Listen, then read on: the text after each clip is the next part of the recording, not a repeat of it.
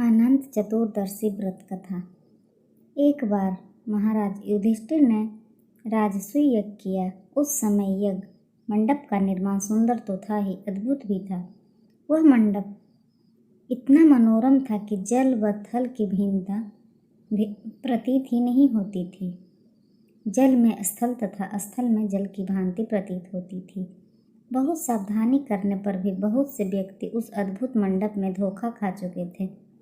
एक बार कहीं से टहलते टहलते दुर्योधन भी उस यज्ञ मंडप में आ गया और एक तालाब को स्थल समझ उसमें गिर गया। द्रौपदी ने यह देखकर अंधों की संतान अंधी कहकर उनका उपहास किया।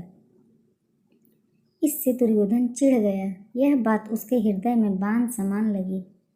उसके मन में द्वेष उत्पन्न हो गया और उसने पांडवों से बदला लेने की ठान ली। उसने मस्तिष्क में उन अपमान का बदला लेने के लिए विचार उपजने लगे।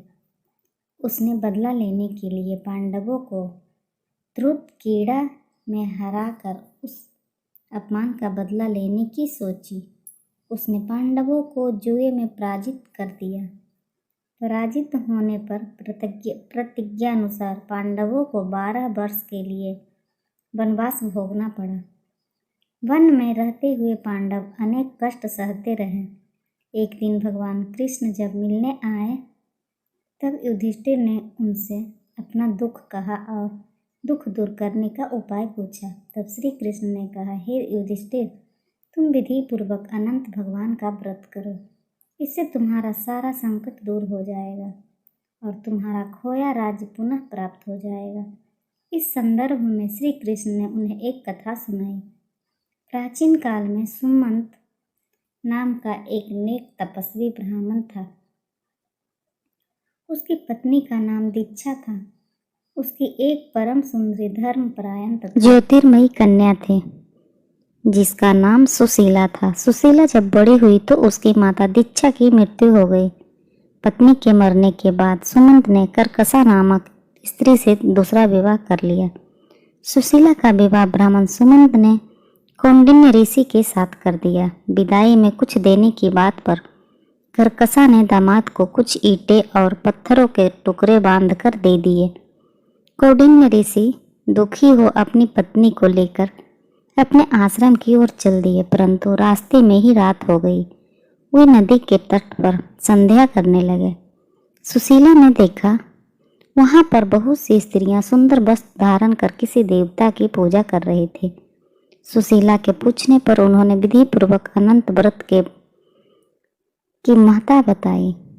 सुशीला ने वही उस व्रत का अनुष्ठान किया और 14 गांठों वाला डोरा हाथ में बांध कर ऋषि कौंडिन्य के पास आ गई। कौंडिन्य ने सुशीला से डोरे के बारे में पूछा तो उसने सारी बात बता दी। उन्होंने डोरे को तोड़कर अग्नि में डाल दिया। इससे भगवान अनंत जी का अपमान हुआ। परिणाम ऋषि कौंडिन्य दुखी रहने लगे। उनकी सारी संपत्ति नष्ट हो गई। इस दरिद्रता का उन्होंने अपनी पत्नी से कारण पूछा तो सुशीला ने अनंत भगवान का डोरा जलाने की बात कही। पश्चाताप करते हुए ऋषि कौंडिन्य अनंत डोरे की प्राप्ति के लिए वन में चले गए। वन में कई दिनों तक भटकते भटकते निराश होकर एक दिन भूमि पर गिर पड़े। तब अनंत भगवान प्रकट होकर बोले, हे कौंडिन्य, तुमने मेरा तिरस्कार किया था, उसी से तुम इतना कष्ट भोगा। तुम दुखी हुए, अब तुमने पश्चाताप किया है। मैं तुमसे प्रसन्न हूँ। अब तुम घर जाकर विधि पूर्वक अनंत व्रत करो। 14 वर्ष पर्याप्त व्रत करने से तुम्हारा दुख दूर हो जाएगा। तुम धन धान्य से संपन्न हो जाओगे। कौंडिन्य ने वैसा ही किया और उन्हें सारे क्लेशों से मुक्ति मिल गई। श्री कृष्ण की आज्ञा से युधिष्ठिर ने भी अनंत भगवान का व्रत किया, जिसके प्रभाव से पांडव महाभारत के युद्ध में विजयी हुए तथा चिरकाल तक राज्य करते रहे।